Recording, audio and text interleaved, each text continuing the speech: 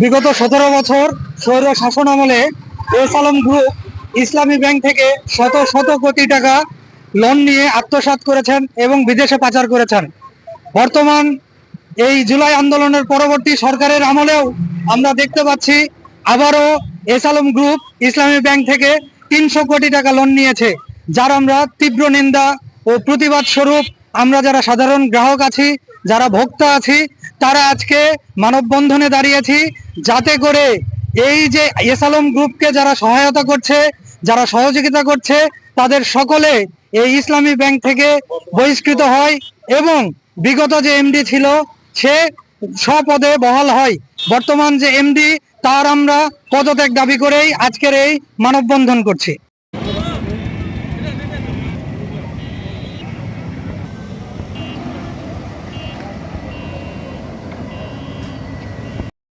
আমাদের সরকারের কাজ কি? এখানে সরকার কেন বারবার এস আলম গ্রুপকে ইসলামী ব্যাংকের টাকা পাচার করতে দিচ্ছে, অথচ আমাদের সঞ্চিত টাকা আমরা ব্যাংকে এসে পাচ্ছি না, টাকা নেই ব্যাংকে।